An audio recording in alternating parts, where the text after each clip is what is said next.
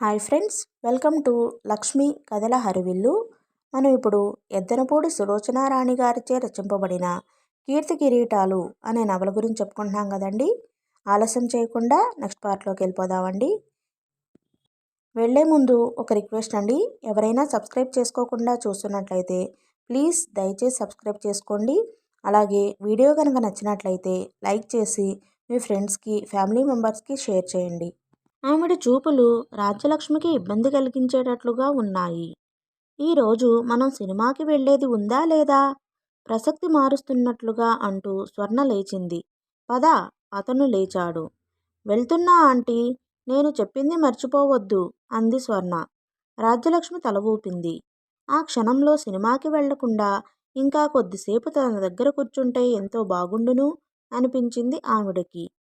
కానీ స్వర్ణ మనసంతా కిషోర్తో కలిసి సినిమాకి వెళ్లాలని ఉందని గ్రహించిన ఆవిడ నోరు మెదపలేకపోయింది.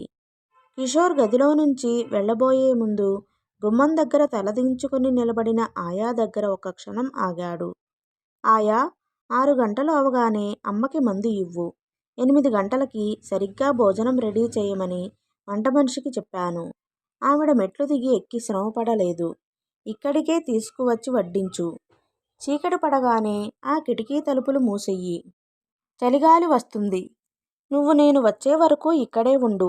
ఆవిడకి ఏదైనా అవసరం అయితే పిలవగానే పలుకుదువుగాని. నువ్వు ఎక్కడో ఉంటే ఆవిడ నీకోసం అరవలేదు. అతను వెళ్ళిన తర్వాత మళ్ళీ వచ్చే వరకు ఏ విధంగా జరగాలో క్షుణ్ణంగా పురమాయించాడు. మమ్మీ, నేను వెళ్ళిరానా? వెనక్కు తిరిగి అడిగాడు. ఆవిడ తల ఊపింది. నడవండి నాట్యమయూరి గారు. చేయి ముందుకిచ్చి స్వర్ణకి తోవ చూపించాడు. చూడు మమ్మీ, స్వర్ణ గారాలు పోతూ ఫిర్యాదు చేసింది. ఇద్దరూ వెళ్ళిపోయారు. ఇందిరమ్మ వాళ్ళు వెళ్ళిన వైపే ప్రసన్నంగా చూస్తోంది. ఆయా కప్పులు ప్లేట్లు తీసుకుని వెళ్ళిపోయింది.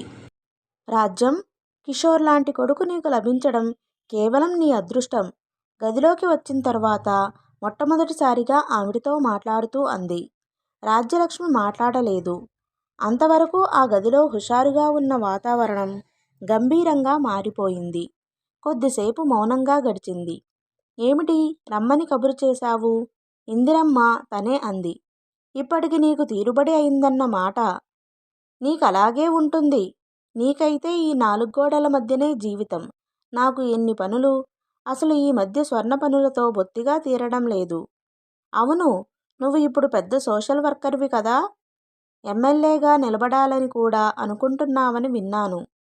మనిషిగా పుట్టిన తర్వాత ఏదో ఒకటి చెయ్యాలి కదా. ఇంతకీ సంగతేమిటో చెప్పు. నేను అడగబోయేదేమిటో నీకు తెలియదంటావా? స్వర్ణ పెళ్లి విషయమేగా. స్వర్ణని నువ్వు కోరుకున్న ప్రకారం నీ కోడలిగా చేసుకో. నేనేం వద్దనడం లేదుగా. కిషోర్ అంటే దానికి తలమునకలు అయ్యేటంత ప్రేమ. అతను కూడా అంతే. ఇద్దరూ ఈడు జోడుగా ఉన్నారని అందరూ అంటున్నారు. ఇందు, స్వర్ణ నిశ్చయం అయింది కిషోర్కి కాదని తెలిసి కూడా ఎందుకిలా అంటావు? కిషోర్ నా సొంత కొడుకు కాదని 10 సార్లు నా చేత చెప్పించకు. ఈ మాట నువ్వు అంటున్నావంటే నువ్వు చాలా కృతజ్ఞరాలువి, కఠినాత్మురాలువి అని అనుకోవాలి. కిషోర్ నిన్ను కంటికి రెప్పలా చూస్తున్నాడు. ఏ కన్న కొడుకు ఏ తల్లి పట్ల ఎంత శ్రద్ధ వహించడేమో. నేనడిగిన విషయం మాట్లాడు ముందు. ఏం మాట్లాడమంటావు నన్ను? 20 ఏళ్ల క్రితం నువ్వే కాదని వదిలేసుకున్న కొడుకు కోసం ఎప్పుడో ఇచ్చిన మాట నిలుపుకోవాల్సిన బాధ్యత నాకేమిటి ఉంది? పాలిపోయినట్లున్న రాజ్యలక్ష్మి ముఖంలోకి ఆవేశం పొంగింది. నేను వదిలేశానా? ఈ మాట అంటున్నది నువ్వేనా? నేను వాడి విషయంలో ఎప్పటికప్పుడు నీకు ఉత్తరాలు వ్రాయలేదు? వాడికి ఏ లోటు రాకుండా చూడమని నీకు డబ్బు పెద్ద మొత్తాలుగా పంపలేదు? అదంతా నీ కుటుంబానికి వాడుకుని వాడు నీ దగ్గరే లేడన్న సంగతి నాకు తెలియకుండా చేశావు. వాడు అల్లరి చిల్లరిగా తిరుగుతున్నాడని, చేతికి అందకుండా పోతున్నాడని, చెప్పిన మాట వినడం లేదని, ఇంట్లోంచి చెప్పకుండా పోయి ఎక్కడెక్కడో తిరిగి వస్తున్నాడని అబద్ధాలు వ్రాసి మభ్యపెట్టావు. వాడి ముఖం చూడకుండానే వదిలేసిన నువ్వు వాడి మంచి చెడ్డలు భరిస్తున్నట్లు నాటకం ఆడావు. నేను ఇక ఇండియా తిరిగి రానని, అక్కడే సెటిల్ అయిపోతాను కదా అనే ధైర్యంతో వాడి విషయంలో నిజం చెప్పకుండా దాచి మీ భార్యాభర్తలిద్దరూ నన్ను మోసం చేశారు. అంత పెద్ద మాటలెందుకు రాజ్యం? అప్పట్లో పరిస్థితులు బాగుండక అవసరానికి నీ డబ్బు వాడుకున్న మాట నిజమే. కానీ నువ్వు ఇక్కడికి రాగానే నేను అదంతా ఇచ్చేస్తానని చెప్పాను. దానికి నువ్వు అన్న మాట నీకు గుర్తులేనట్టుంది. స్వర్ణకి అదంతా ఇచ్చినట్లు అనుకోమని, తిప్పి ఇచ్చే మాట అనవద్దని చెప్పావు. చెప్పాను, నిజమే. ఎందుకని? ఎప్పటికైనా స్వర్ణ నా కోడలు అవుతుందని భ్రమపడ్డాను. స్వర్ణ సహాయంతో, నీ అండదండలతో దూరమైన వాడిని తిరిగి పొందవచ్చుననే వెర్రి ఆశతో ఆ మాట అన్నాను. ఆ ఆశతోనే కిషోర్ కాదంటున్నా లెక్క చేయకుండా ఇండియా తిరిగి వచ్చేశాను. రాజ్యం, నువ్వు ఆవేశపడితే నేనేం చెప్పలేను. అసలైనా 20 ఏళ్ల క్రితం మనం ఉన్న పరిస్థితి, నేను నీ నుంచి ఆశించింది పూర్తిగా వేరు. నీ కొడుకు పెద్ద చదువులు చదివి ప్రయోజకుడు అవుతాడని అనుకున్నాను. వాడు నా దగ్గర ఉంటే అలాగే అయ్యేవాడు. ఉండలేదు కదా. ఉండకపోవడం నా తప్ప? నువ్వు వెళ్ళగానే వాడు నీ మీద బెంగతో సుస్థి పడ్డాడు. మీ మామగారు వచ్చి నేను ఎంత చెప్పినా వినకుండా తీసుకువెళ్ళాడు. ఎంత నీ స్నేహితురాలిని అయితే మాత్రం పరాయి బిడ్డను బలవంతంగా అట్టిపెట్టుకునే హక్కు నాకేముంది? తెలిసిన వాళ్ళు, బంధువులు అందరూ నన్ను తిట్టారు. ఆ పిల్లాడు బెంగతో ఏదైనా అయిపోతాడేమోనని భయపెట్టారు. ముందు ఆ జ్వరం తగ్గి బ్రతికి బట్టగడితే తర్వాత మెల్లగా నచ్చచెప్పి మళ్ళీ తీసుకువద్దాంలే అనుకున్నాను. కానీ తీరా వెళ్ళిన తర్వాత అక్కడే అలవాటైపోయాడు. ఆ తాతగారిని, మేనత్తని విడిచి రానంటే రానన్నాడు. ఆ మేనత్తకి పిల్లలు లేనట్టున్నారు. పిల్లాడిని పంపనని దెబ్బలాడింది. ఈ సంగతి నీకు ఉత్తరం రాయని మాట నిజమే. కానీ ఎందుకో ఆలోచించవేం నువ్వు? నువ్వు వేరే పెళ్లి చేసుకున్నావు. మంచి పేరు ప్రతిష్టలలోకి వెళుతున్నావు. వీడిలా అయ్యాడని వ్రాస్తే నువ్వు బాధపడతావేమోనని భయపడ్డాను. నువ్వు పెళ్లి చేసుకున్న అతనికి వీడి ప్రసక్తి ఇష్టం ఉండదేమో. ఈ కారణంగా మీ ఇద్దరి మధ్య మనస్పర్ధలు వస్తాయేమోనని సంకోచించాను. వాడికేం? మగపిల్లవాడు. ఎక్కడో అక్కడ సుఖంగానే ఉంటాడు. వాడి తండ్రి తాలూకు బంధువుల దగ్గర ఇమిడిపోయాడు. వాడి కోసం నువ్వు భవిష్యత్తు ఎందుకు పాడు చేసుకోవాలి అని ఊరుకున్నాను. నీ స్నేహితురాలిగా నీ మంచి ఎక్కువగా కోరి నేను చేసిన ఈ పని ద్రోహమే అయితే నన్ను క్షమించు. ఇందు. రాజ్యలక్ష్మి ముందుకు వంగి ఆవిడ 2 చేతులు పట్టుకుంది. ఇందు, అనారోగ్యం వల్ల, అశాంతి వల్ల నాకు ఊరికనే కోపం వస్తుంది. నిన్ను కించపరచాలన్నది నా ఉద్దేశం కానే కాదు. జరిగిందేదో జరిగింది. వాడికి డబ్బు లేదని సంకోచించకు. నా డబ్బంతా వాడిదే కదా. నా కొడుకనే కంటే వాడికి ఇంకేం అంతస్తు కావాలి? ఈ రూపంగా వాడు మళ్ళీ నాకు చేరువ అవ్వాలని నా ప్రార్థన. నువ్వు నా మంచి కోరిన స్నేహితురాలివిగా ఈ ఒక్క పని చెయ్యి. నువ్వు వెళ్ళి స్వర్ణ చిన్నప్పుడే వాడికి వాగ్దత్త అయిన భార్య అని చెబితే కాదనరని నా నమ్మకం. చిన్నప్పుడు కూడా నీకు గుర్తుందో లేదో స్వర్ణ అంటే ప్రాణంగా ఉండేవాడు. ఇందిరమ్మ కంపరంగా చేతులు వదిలించుకుంది. రాజ్యం, నీకు వయసుతో పాటు మతి కూడా పోతుందేమోనని నాకు భయం వేస్తోంది. చిన్నప్పుడు మనం సరదాగా ఏదో అనుకున్నామని ఆ మాటకి స్వర్ణ భవిష్యత్తు ముడివేయమంటావా? దానికి సంగతి లేవు తెలియవు. తెలిసినా మన మాట మన్నిస్తుందనే నమ్మకం నాకేం లేదు. ఇప్పటి పిల్లలు పెళ్లి విషయంలో పెద్దల మాట వినేట్టుగా ఉన్నారా? పూర్తి స్వాతంత్రం కావాలి అంటారు. దాని మనసంతా కిషోర్ మీదనే ఉంది. అతను ఒక్క పూట ఫోన్ చేయడం కాస్త ఆలస్యం అయితే కాలుగాలిన పిల్లిలా ఇల్లంతా తిరుగుతుంది. నీ కొడుకు సంగతంటావా? ఇంకో మంచి పిల్లను చూసి పెళ్లి చేసే బాధ్యత నాది. అంతేగాని చదువు సంధ్య లేకుండా ఆ పల్లెటూరులో ఉంటున్న వాడికి స్వర్ణని చేయమని అనకు. అది నీకు న్యాయం కాదు. నీ మాట కాదనలేక ఇచ్చి చేస్తానే అనుకో. అప్పుడు స్వర్ణ బ్రతుకు ఏమవుతుంది? పల్లెటూరులో పెరిగిన అతను సిటీకి రాలేడు. చిన్నప్పటి నుంచి బస్తీ వాతావరణంలో గడిపిన ఇది ఆ పల్లెటూరులో ఇమడలేదు.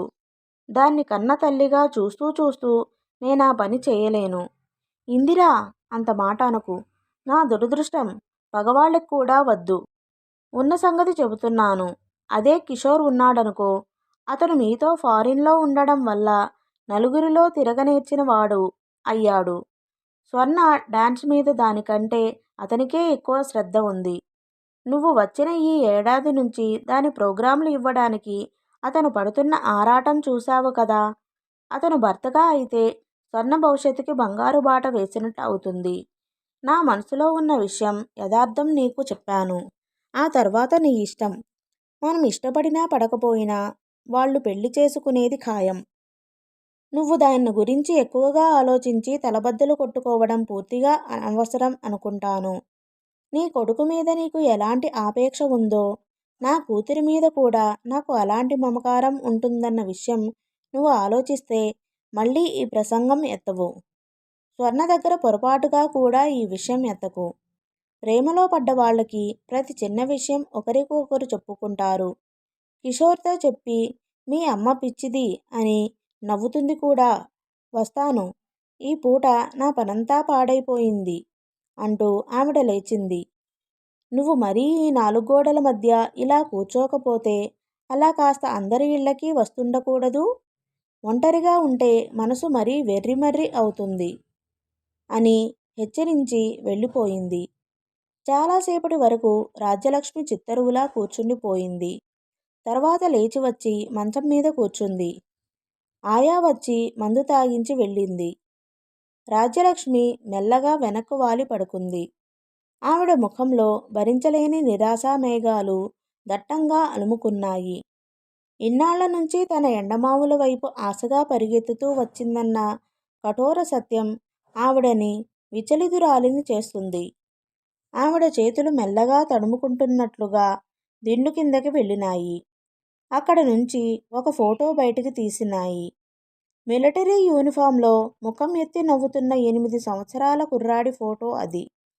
ముద్దుగా పసితనం నిండనట్టు అమాయకంగా ఉన్న ఆ ముఖం చూసిన కొద్దీ ఆవిడ గుండెల్లోంచి దుఃఖం వరదలై పొంగసాగింది.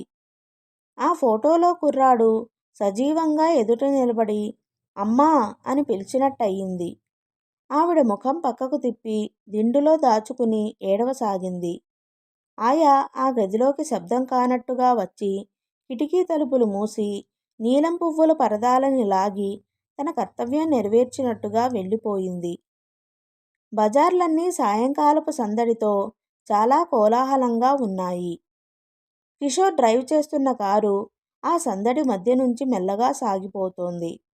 త్వరగా పోనీ, ఇప్పటికీ చాలా ఆలస్యం అయింది. పేర్లతో సహా చూస్తే గాని సినిమా చూసినట్టే ఉండదు బాబూ, తొందర చేస్తూ హెచ్చరిస్తున్నట్లుగా అంది స్వర్ణ. కిషోర్ ఎడం చేత్తో డ్రైవ్ చేస్తూ వాచి ఉన్న కుడి చెయ్యి స్వర్ణకి అభిముఖంగా ఎత్తిపట్టి చూపించాడు. టైం ఎంత అయిందో చూసావా? ఇప్పటికి ఆ సినిమా మొదలు పెట్టేసి ఉంటారు. మనం ఈ ట్రాఫిక్ దాటి హాలు దగ్గరకు వెళ్ళేసరికి ఇంకో పావుగంట అయినా పడుతుంది. స్వర్ణముఖంలో ఆశాభంగం తొలగి చూసింది. మరు క్షణమే అది చిరుకోపంగా మారింది. నేను చెబుతూనే ఉన్నాను, నువ్వే అమ్మతో మాట్లాడుతూ ఆలస్యం చేశావు. అదేమీ అర్జెంట్ పని కాదుగా. రేపు మాట్లాడుకోకూడదు మీరు? సినిమా రేపు చూడకూడదా మనం? అది ఎక్కడికైనా పారిపోతుందా? ఈరోజు వెళ్ళాలి అని అనుకున్నాంగా. అనుకున్నప్పుడు వెంటనే ఆ పని చేయకపోతే నాకు చిరాకు. వాయిదాల బేరం నాకు నచ్చదు. ఇప్పుడేం చేయడం? ఆంటీ దగ్గరైనా ఉండకుండా బయలుదేరి వచ్చేశాం. సినిమా కాకపోతే వెళ్ళడానికి మనకి ఇక చోటే లేదా? ఎక్కడికి వెళ్తాం? ఎగ్జిబిషన్ కానీ, శారీ షోన్ కానీ, ఆర్ట్ ప్రదర్శనలు కానీ ఏవీ జరగడం లేదుగా ఇప్పుడు. ఒక్క నిమిషం నువ్వు మాట్లాడకుండా చూస్తూ కూర్చో, నేను తీసుకువెళ్తాను. స్వర్ణ ఎంతో ఇష్టంగా అతని మాటకు బద్దురాలైనట్లుగా వెనక్కు ఆనుకుని మౌనంగా కూర్చుంది. కిషోర్ కారును హిమాయత్ సాగర్ వైపు తిప్పాడు. అతను స్పీడ్గా డ్రైవ్ చేస్తుంటే మధ్యలో ఆవు ఒకటి అడ్డు వచ్చింది. దాన్ని తప్పిస్తూ విసుక్కున్నట్లుగా అన్నాడతను. అబ్బబ్బా, రోడ్డు మధ్యలో ఈ గేదెలు ఆవులు ఒకటి, వెధవ న్యూసెన్స్. మహారాజుల్లా పడుకుని ఉంటాయి. అమెరికాలో ఆ రోడ్ల మీద డ్రైవ్ చేసి ఇక్కడ డ్రైవ్ చేయాలంటే చేతకాని వాళ్ళు కారు నడిపినట్టుగా తికమక పడాలి. స్వర్ణ, ఫారిన్ వెళ్ళి వచ్చిన తరువాత ఇండియా చూస్తుంటే సిగ్గేస్తోంది. ఏ మనుషులు వీళ్ళు? నెలల తరబడి ఇంట్లోంచి బయటికి రాకుండా మగ్గుతూ గడుపుతూ ఉంటారు. మగవాళ్ళకి ఇల్లు, ఆఫీసు. ఆడవాళ్ళని చూస్తే పిల్లలు, సంసారం. ఎప్పుడైనా ఇల్లు విడిచి బయటికి రావడం అంటే ఇక సినిమాకి, ఊరు విడిచి వెళ్ళడం అంటే ఏ తిరుపతో, కాసో, రామేశ్వరమో, కన్యాకుమారో తీర్థయాత్ర. ఇవే వాళ్ళకి స్వర్గ సౌఖ్యాలు. రోడ్డు మీద నడుస్తున్న ఆ మనుషుల్ని చూడు. ఆ ముఖాల్లో ఏమాత్రమైనా ఆరోగ్యం ఉందా? ఎంత దైన్యం, ఎంత దరిద్రం! చచ! ఇంకో 100 సంవత్సరాలు పోయినా వీళ్ళు ఇలాగే ఉంటారు, మారరు. స్వర్ణ ముఖం తిప్పి అతని వైపు చూసింది. అతను కంపరంగా అన్నాడు, వీళ్ళ బ్రతుకుల్లో గానుగెద్దుల్లా హుషారనేదే ఉండదనుకుంటాను. గానుగెద్దుల్లా జీవితం గడిపేస్తుంటారు. కిషోర్, నువ్వు ఒక్కడివే కాదు. ఏదో నెపం మీద ఫారెన్ వెళ్ళినప్పుడు మహానుభావులందరూ ఏ ఒక్కరిద్దరో తప్ప ఇలా పోలిక తెచ్చి మన వాళ్ళని చీదరించుకోవడం నేను చాలాసార్లు విన్నాను. నన్ను అడిగితే ఇలా మాట్లాడే పెద్ద మనుషులందరినీ మెడలు పట్టి మన దేశం నుంచి వెళ్ళగొట్టాలి. మళ్ళీ ఈ గడ్డ మీద అడుగు పెట్టనీయకూడదు. బాప్రే! ఎందుకని? లేకపోతే ఏమిటి నువ్వు చెప్పేది? నువ్వుండి వచ్చిన ఆ దేశంలో మాత్రం బీదరికం లేదా? వాళ్లలో ఎవరూ చాలీచాలని జీవితాలు గడపడం లేదా? అక్కడంతా శాంతిగా, సుఖంగా, హుషారుగా భూలోక స్వర్గంలాగానే ఉంటుందంటావా? స్వర్ణ తీవ్రతకి అతను ఒక్క నిమిషం తెల్లబోయినా వెంటనే ఫకాల్న నవ్వేశాడు. My God! నువ్వు ఈ పూట సినిమా చూడలేదనే కోపంలో ఉన్నట్లున్నావు. అదేం కాదు, నువ్వన్న మాటకి జవాబు చెప్పాను. రోడ్డు మీద ఎదురవుతున్న వారితో పాటు ఈ కారులో సుఖంగా వెడుతున్న మనల్ని కూడా గమనించు. మనం ఆనందంగా, ఉత్సాహంగా లేమంటావా? ఎక్కువ మంది అలా ఉన్నమాట నిజమే. కానీ వాళ్ళని చూసి జాలిపడాలి. అంతేకాని sorry madam, very very sorry. ఇంకెప్పుడూ నీ ముందు ఇలా మాట్లాడను, సరేనా? స్వర్ణ చెయ్యి ఎత్తి బుగ్గకు తాకించుకున్నాడు. నా ముందే కాదు, నీ మనసులో కూడా నువ్వు అనుకోవద్దు. సరే, నవ్వుతూ అన్నాడతను. కారు సిటీని వదిలి దూరంగా పరిగెత్తుతోంది. రివ్వున వీస్తున్న గాలికి ఎగరబోతున్న పైటని భుజం కింద నుంచి లాక్కుని నొక్కిపట్టి బయటకు చూస్తున్న స్వర్ణకి దూరంగా గోల్కొండ కిల్లా కనిపించింది. ఆ సాయంకాలపు నీరెండలో అతి పల్చని తెరలా అప్పుడప్పుడే వచ్చి ఆవరించుకుంటున్న పొగమంచులో నుంచి చరిత్రలో ఒకనాటి వైభవానికి చిహ్నంగా వయసు ఉడిగిన శౌర్యం, తగ్గని వృద్ధ సింహంలా శిథిలమైన గోడలతో టీవీగా నిలబడి ఉంది. స్వర్ణ దానివైపే చూస్తోంది.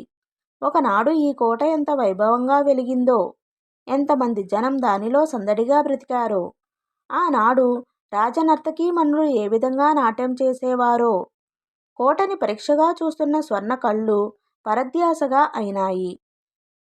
పక్కన కిషోర్ ఉన్నాడనే ధ్యాసే పోయింది. మనసు హఠాత్తుగా వర్తమానపు తెరలను చీల్చుకుంటూ గతంలోకి విహంగంలా ఎగరసాగింది. స్వర్ణ కళ్ళ ముందు పాములా మెలికలు తిరుగుతున్న నున్నటి రోడ్డు రాజదర్బారుకు వెళ్లే రాచబాటలా కనిపించసాగింది. నిగనిగలాడుతూ అందంగా ఉన్న నల్లని గుర్రాలు రెక్కల చప్పుడు చేస్తూ పరుగెత్తుతూ తీసుకెళుతున్న బగ్గీలో మజ్లిస్ తెరల మధ్య అతిమెత్తగా ఉన్న దిళ్లకు ఆనుకుని తను కూర్చున్నట్లుగా ఉంది. బగ్గీ వచ్చి కోట లోపల ఆగింది. ఎవరో అలవోకగా చెయ్యి అందించి గుర్రపు బగ్గీలోంచి తను దిగటానికి సహాయం చేస్తున్నారు. మగసిరి నిండిన ఆ చేతిని సున్నితంగా వదిలించుకుని తను ఎర్రటి తివాసీ పరిచి ఉన్న మెట్ల మీద నుంచి ఎక్కి ఎత్తైన మేడ మీదకు వెళ్ళి నిలబడింది. తన 2 చేతులు నడుం మీద ఆనించుకుని శిరస్సుతో సభికులకు సవినయంగా నమస్కారం చేస్తుంటే మిన్ను ముట్టేట్టు కరతాళ ధ్వనులు వినిపించాయి. అవి సద్దుమణగంగానే మెల్లగా పక్క నుండి మృదంగ ధ్వని ప్రారంభమైంది. దానికి తాళానికి అనుగుణంగా ఎర్రటి పారాణి దిద్ది పాదాలు కదలడం ప్రారంభించినాయి. గజ్జెలు గల్లుమని శబ్దం చేస్తున్నాయి. తన కనుబొమలు చేతివేళ్ల చివర్లు సున్నితంగా కదలిక చేయబోయే నాట్యానికి శ్రీకారాలు చుడుతున్నాయి. ఎదురుగా రకరకాల వస్త్రధారణలలో మహాసముద్రంలా జనం. వారికి పైన అంతస్తులో సేవకులు వింజామరలు వీస్తుండగా నవరసం ఖచిత సింహాసనం మీద యువరాజు. స్వర్ణ శరీరం నాట్యంతో పాములా మెలికలు తిరుగుతోంది. నరనరంలోనూ ఏదో వివసత్వం, చెప్పలేని ఆనందం నాట్యమే తనే నాట్యంగా మారిపోయినటువంటి అద్భుతమైన భావన. కారు కుదుపుతో ఒక్కసారిగా ఆగింది. స్వర్ణ ముందుకు తూలి పడబోయి ఎలాగో ఆనుకుని సరిగ్గా కూర్చుంది. స్వర్ణ, ఏమిటా పరధ్యాస? మనం ఎక్కడికి వచ్చాము చూడు అన్నాడు కిషోర్. స్వర్ణ చుట్టూ కలేజూసింది. కారు హుస్సేన్ సాగర్ దగ్గర వచ్చి ఆగి ఉంది. ఆ పరిసరాలు చూడగానే స్వర్ణ చేదు తిన్నట్లుగా ముఖం పెట్టింది. అబ్బా, ఇక్కడికా? ఈ రాళ్ళు రప్పలు ఎన్నోసార్లు ఇది వరకు చూసినవేగా అంది. రాళ్ళు రప్పలా? చాలా అన్యాయం. నువ్వు పక్కన ఉంటే ఇవే నాకు చాలా అందంగా అద్భుతంగా కనిపిస్తున్నాయి. నీకు అలా అనిపించడం లేదంటే? అతని ముఖం చూసి స్వర్ణ ఫక్కున నవ్వింది. అతను కూడా నవ్వాడు. ఇద్దరి చూపులు కలుసుకున్నాయి. అతని కళ్ళు లాలనగా కాంక్షతో తన ముఖం మీద నిలవడం చూసిన స్వర్ణ చప్పున చూపులు మరచుకుంది. దూరంగా హుస్సేన్ సాగర్ మీద నీరెండ పడడంతో నీళ్లు కిలకిలలాడుతూ ఉన్నట్లుగా తళతళ మెరుస్తున్నాయి. కిషోర్ స్వర్ణ చేతిని తన చేతిలోకి తీసుకున్నాడు. స్వర్ణ, నీతో ఇలా ఏకాంతంగా మాట్లాడాలని ఎన్నాళ్ల నుంచో ప్రయత్నం తగ్గు స్థాయిలో అన్నాడు. ఇది మరీ బావుంది. ప్రతిరోజు ఉదయం గంట, సాయంత్రం గంట, పడుకోబోయేటప్పుడు అరగంట మాట్లాడుతూనే ఉన్నావుగా. ఆ మాట్లాడుకోవడం వేరు స్వర్ణ.